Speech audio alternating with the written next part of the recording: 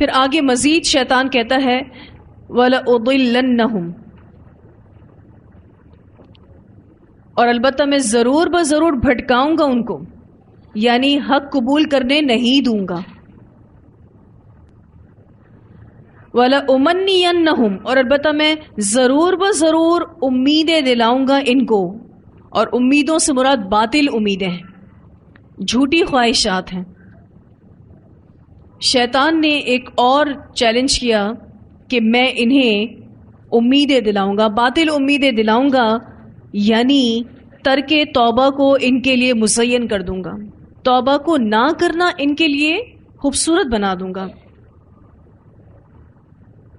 اور ان کو ان کے نفسوں کے بارے میں فریب اور دھوکے میں مبتلا کر دوں گا، یہ جھوٹی خواہشات میں پڑے رہیں گے.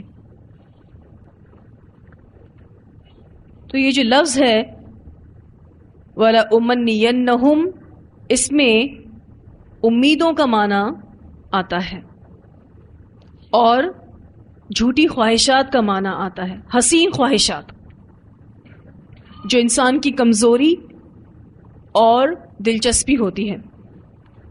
شیطان وہیں سے جال بنتا ہے، جو بھی آپ کی ویکنیسز ہیں، جو بھی آپ کی چوائسز ہیں، وہیں سے شیطان جال بننا شروع کرتا ہے. جس کو خیر سے دلچسپی ہے یہ خیر کے راستے سے آئے گا، جس کو شر سے دلچسپی ہے وہ شر کے راستے سے آئے گا.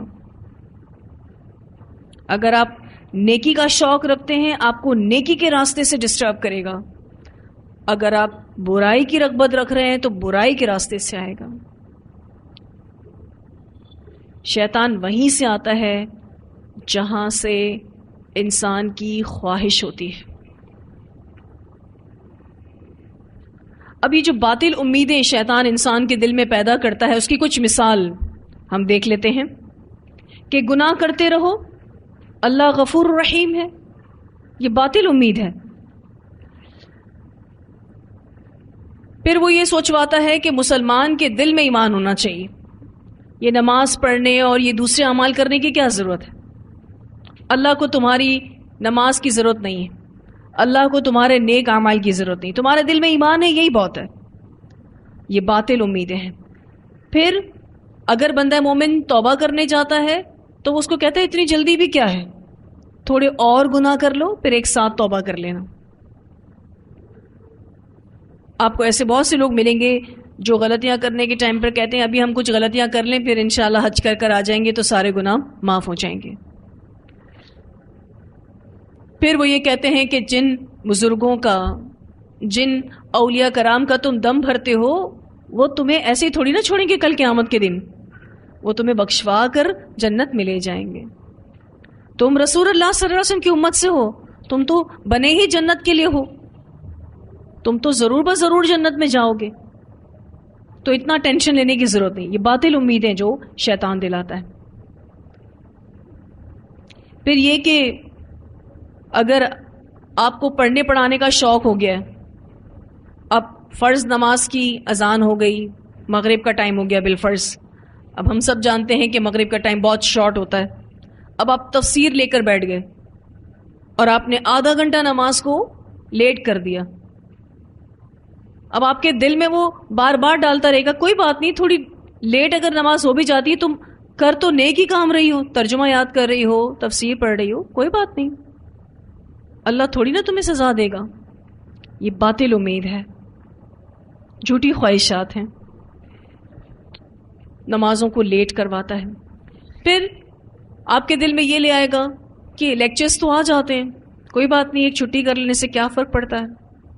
ایسا بھی دلوں میں ڈالتا ہے. ہم ٹیچرز کے دل میں بھی اس طرح کی باتیں آ جاتی ہیں کہ کوئی اور پڑھا دے گا، کیا ہو گیا، ایک دن آرام کر لو، ساری ٹینشنیں تمہیں کو اٹھانی ہیں، ساری محنتیں تمہیں کو کرنی، کوئی اور نہیں کر سکتا.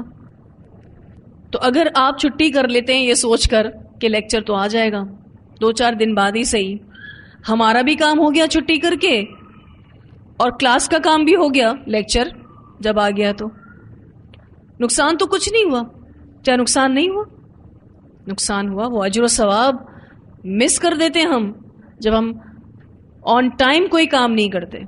ہم نمازوں کو لیٹ کریں، ہم اپنی کلاسز کو تاخیر پہ لے جائیں، دیر سے آئیں یا نہ آئیں، ہم اس اجر و ثواب کو مس کر دیتے ہیں جو ہمیں اولین میں شامل ہونے کا مل سکتا تھا۔ اور اگر آپ نماز کی محبت رکھتے ہیں نا تو اس کو یہ تو پتا ہے شیطان کو کہ آپ نماز چھوڑیں گے نہیں۔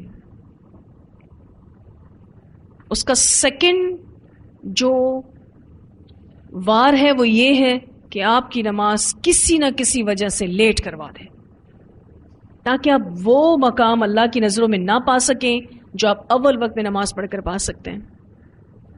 باطل امیدیں ہیں ساری کہ نماز تو پڑھ ہی لی ہے نا، چھوڑی تو نہیں ہے، تھوڑی دیر سے پڑھ لی تو کیا ہو گیا۔ ان کو پتہ ہے آلٹرنیٹس دیتا ہے، یعنی کوئی اور چیز سجوائے گا آپ کو۔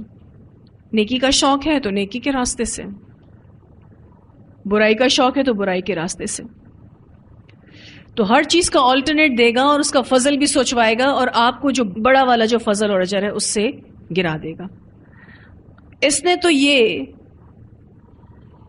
چیلنج لے لیا ہے جس میں آپ دیکھ رہے لَأَتَّخِذَنَّ، پھر اسی طرح سے وَلَأُضِلَّنَّهُمْ، پھر وَلَأُمَنِّيَنَّهُمْ، سارے تاکید بتاکید کے سیغے، ضرور بضرور میں ایسا ان کے ساتھ کر کے رہوں گا، پورے اہتمام کے ساتھ کروں گا۔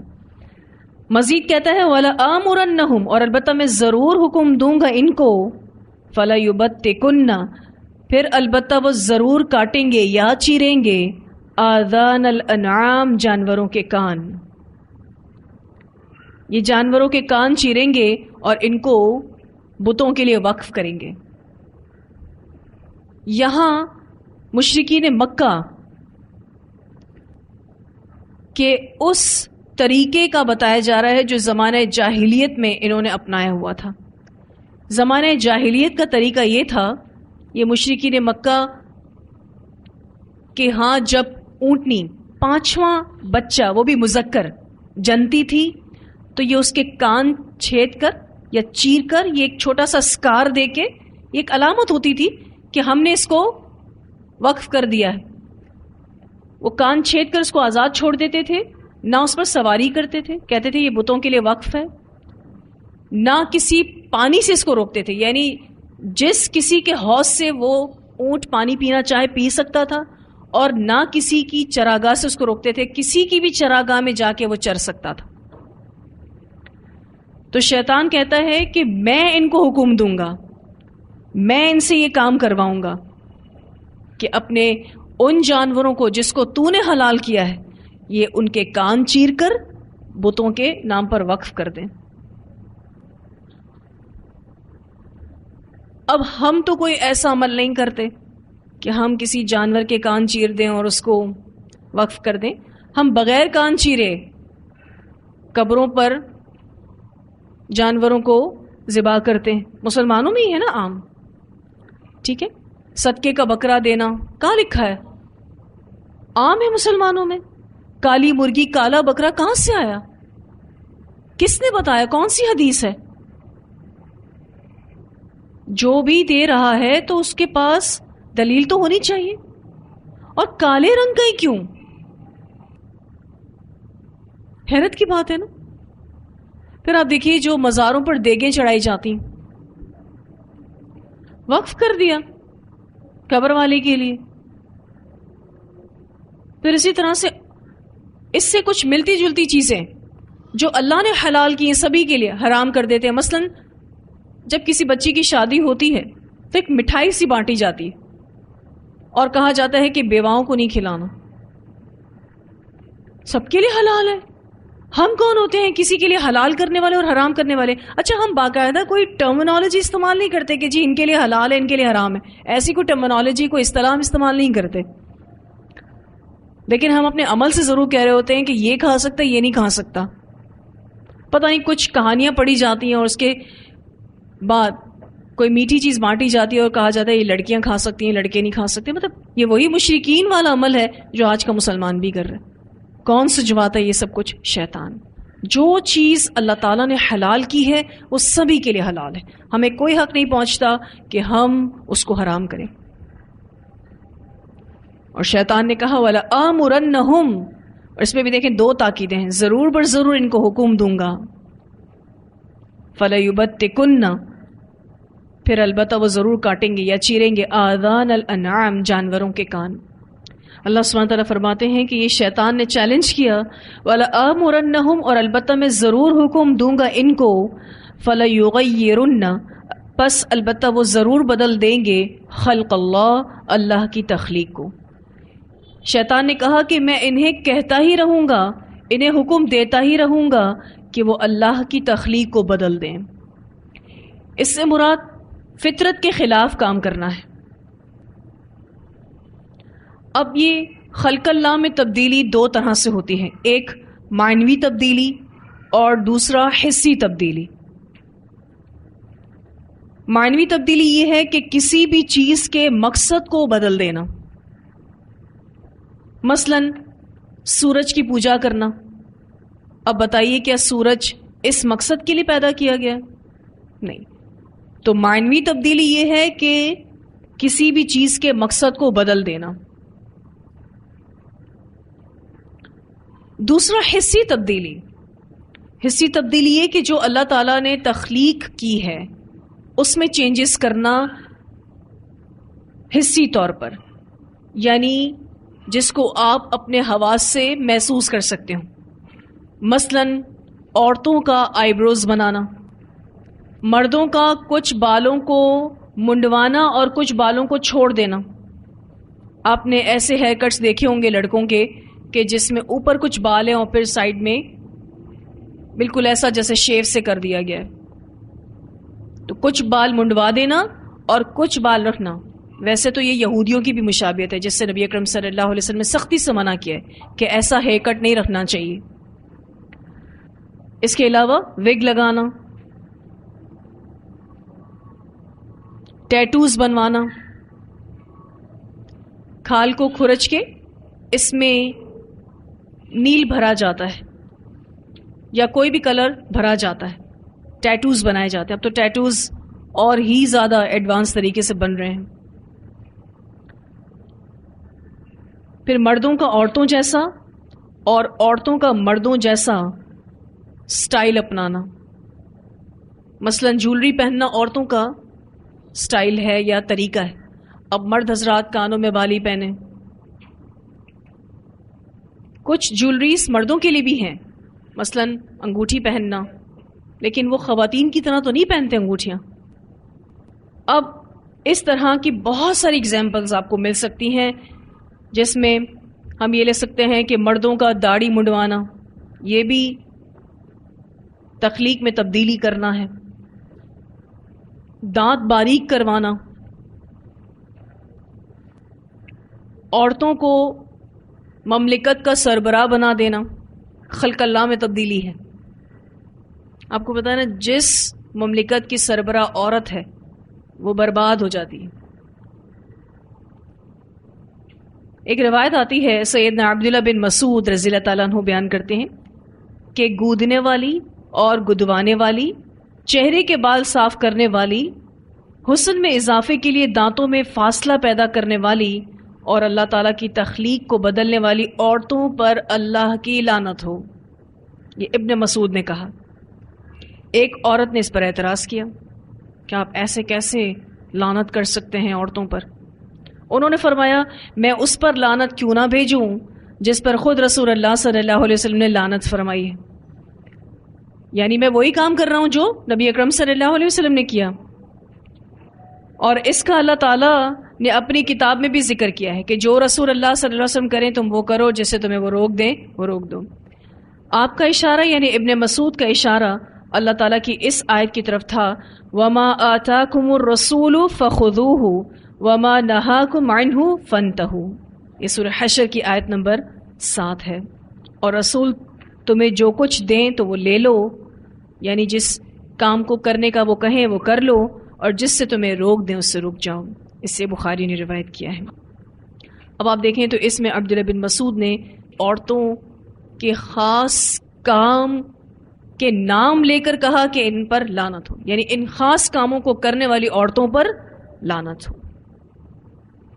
ایک اور روایت آتی ہے سیدہ اسما رضی اللہ تعالیٰ عنہ بیان کرتی ہیں کہ ایک عورت نے نبی اکرم صلی اللہ علیہ وسلم سے پوچھا، میری بیٹی کو حسبہ، یہ کوئی جلدی بیماری تھی، اسکن ڈیزیز تھی، وہ بیماری ہو گئی ہے جس سے اس کے بال جھڑ گئے ہیں۔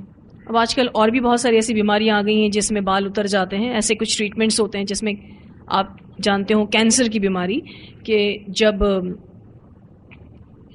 کیمو تھراپی ہوتی ہے ان کی تو اس سے بال جھڑ جاتے ہیں۔ اب اس دور میں ایک لڑکی کو حسبہ نامی بیماری تھی جو کہ اسکن ڈیزیز تھی، اس کی وجہ سے اس کے سارے بال جھڑ گئے تھے۔ اس عورت نے پوچھا کہ میں نے اس کی شادی کر دی ہے، کیا میں اس میں مصنوعی بال جوڑ سکتی ہوں؟ یعنی مجھے جب اس کو دلہن بنانا ہو تو میں اس کو ویگ لگا سکتی ہوں؟ آپ صلی اللہ علیہ وسلم نے فرمایا، اللہ تعالیٰ نے بال جوڑنے والی اور جڑوانے والی دونوں پر لعنت فرمائی ہے۔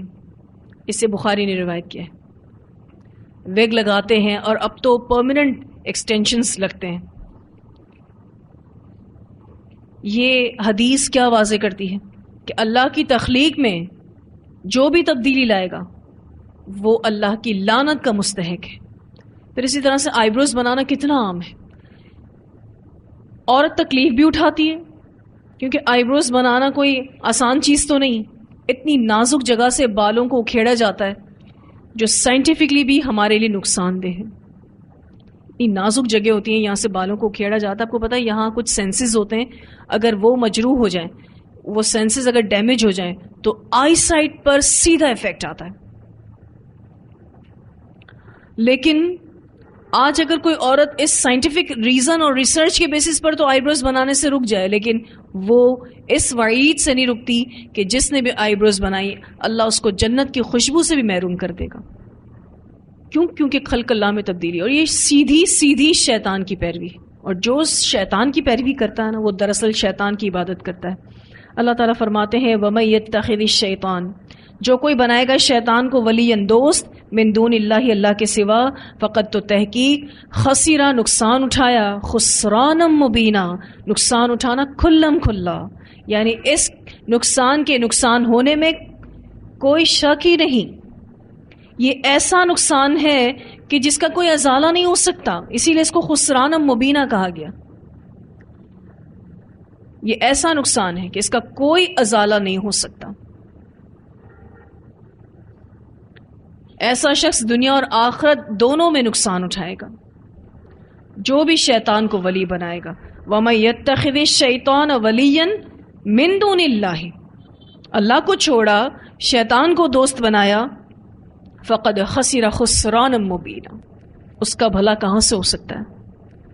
یعیدہم، وہ وعدہ کرتا ہے ان سے، ویمنیہم، اور امیدیں دلاتا ہے ان کو۔ کون سی امیدیں؟ باطل امیدیں، جھوٹی خواہشات۔ وما یعیدہم، اور نہیں وعدہ کرتا ان سے، الشیطان الشیطان، الا غرورا، مگر دھوکے کا۔ شیطان کا ہر وعدہ دھوکے پر مبنی ہے۔ اس بارے میں سورہ ابراہیم آیت نمبر 22 میں آتا ہے، وقال الشیطان لما قضی الامر ان اللہ وعدکم وعد الحق ووعدتکم فاخلفتکم وما کان لی علیکم من سلطان الا ان دعوتکم فاستجبتم لی فلا تلومونی ولوموا انفسکم ما انا بمصرخکم وما انتم بمصرخی انی کفرت بما اشرکتمونی من قبل ان الظالمین لہم عذاب علیم۔ اور شیطان کہے گا جب سارے کام کا فیصلہ ہو جائے گا، یعنی حساب کتاب ہو جائے گا، کہ بے شک اللہ تعالیٰ نے تم سے جو وعدہ کیا سچا وعدہ، اور میں نے جو تم سے وعدہ کیا میں نے اس کی خلاف ورزی کی، اور میرا تم پر کوئی غلبہ نہیں تھا۔ شیطان صاف کہے گا میرا تم پر کوئی زور نہیں تھا سوائے اس کے کہ میں نے تمہیں بلایا، میں نے صرف اور صرف تمہیں دعوت دی تھی تو تم نے میرا کہنا مانا، یعنی عمل تم نہیں کیا، غلط کام تم نہیں کیا۔ اب مجھے ملامت نہ کرو اور اپنے آپ کو ملامت کرو، نہ میں تمہاری فریاد کو پہنچنے والا ہوں، یعنی نہ میں تمہاری فریاد پوری کر سکتا ہوں اور نہ تم میری فریاد کو پہنچنے والے ہو، یعنی نہ تم میری کچھ مدد کر سکتے ہو، اور بے شک میں اس کا انکار کرتا ہوں جو تم نے مجھے اس سے پہلے شریک بنایا. یعنی میں نہیں کہتا کہ اللہ کا شریک بنانا چاہیے، میں اس شرک کا انکار کرتا ہوں، یعنی میں توحید کا اعلان کرتا ہوں. یقیناً جو لوگ ظالم ہیں انہی کے لیے دردناک عذاب ہے. اس آیت میں، آیت نمبر 22 سورہ ابراہیم میں اسی وعدے کا ذکر ہے جو وعدہ شیطان نے تمام انسانوں سے کیا ہوا ہے کہ میں بچا لوں گا تم کو، تم غلط کام کر لو، کوئی مسئلہ نہیں ہے. تو اللہ سبحانہ تعالیٰ فرماتے ہیں یعیدہم ویمنیہم، وہ وعدے کرتا ہے، وہ امیدیں بھی دلاتا ہے تم کو.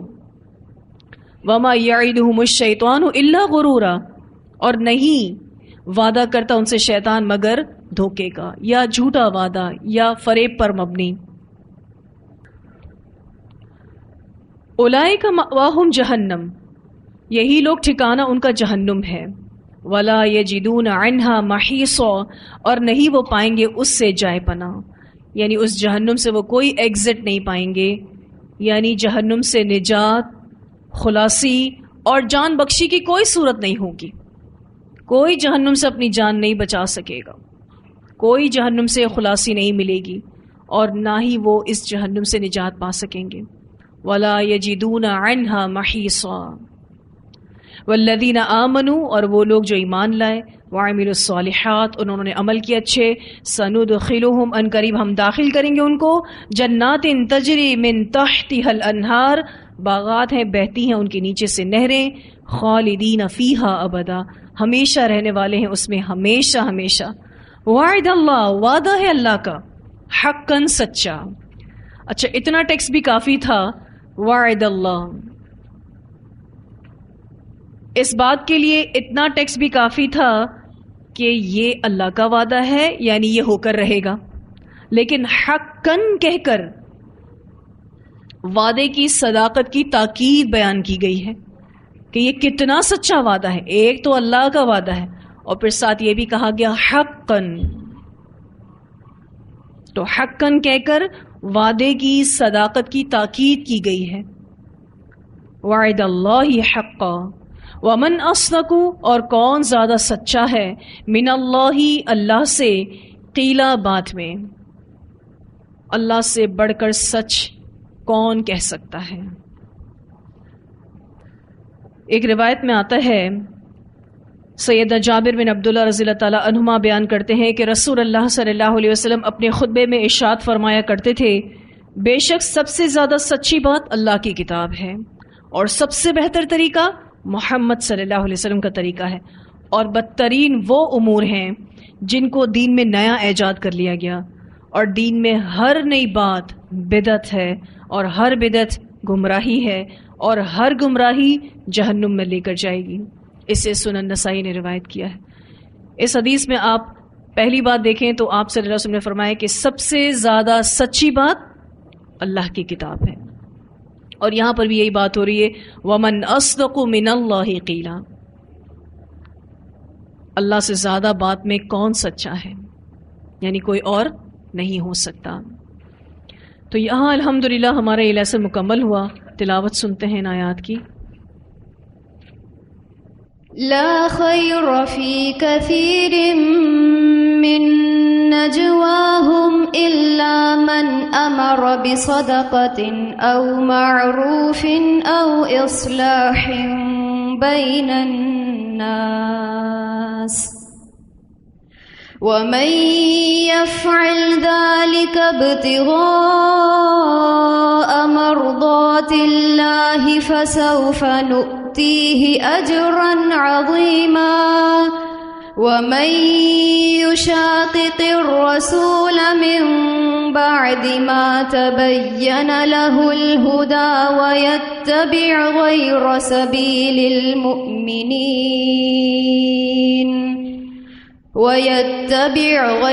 سبيل المؤمنين نوله ما تولى ونصله جهنم وساءت مصيرا. إن الله الله لا يغفر أن يشرك به ويغفر ما دون ذلك لمن يشاء ومن يشرك بالله فقد ضل ضلالا بعيدا إن يدعون من دونه إلا إناثا وإن يدعون إلا شيطانا مريدا لعنه الله وقال لأتخذن من عبادك نصيبا مفروضا ولأضلنهم ولأمنينهم ولآمرنهم فليبتكن آذان الأنعام ولآمرنهم فليغيرن خلق الله ومن يتخذ الشيطان وليا من دون الله فقد خسر خسرانا مبينا يعدهم ويمنيهم وما يعدهم الشيطان إلا غرورا أولئك مأواهم جهنم أولئك مأواهم جهنم ولا يجدون عنها محيصا ولا يجدون عنها محيصا والذين آمنوا وعملوا الصالحات سندخلهم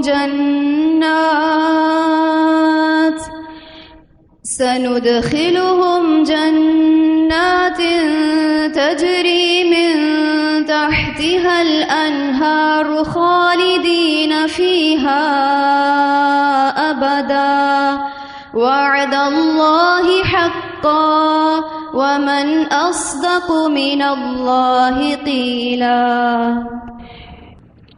یہاں جو یہ بات ہوئی اولئک مأواہم جہنم، یہی لوگ ٹھکانہ ان کا جہنم ہے. ولا یجدون عنہا محیصا، اولئک سے وہی لوگ مراد ہیں جو شیطان کے وعدوں اور امیدوں کو اچھا سمجھ رہے تھے، جو شیطان کے راستے پر چل رہے تھے. تو ایسے لوگوں کا ٹھکانہ پھر جہنم ہوگا اور پھر وہ جہنم سے بچ نہیں سکیں گے. ٹھیک ہے جی، واضح ہیں ساری آیات. وآخر دعوانا الحمد للہ رب العالمین. سبحانک اللہم وبحمدک نشہد ان لا الہ الا انت نستغفرک ونتوب الیک.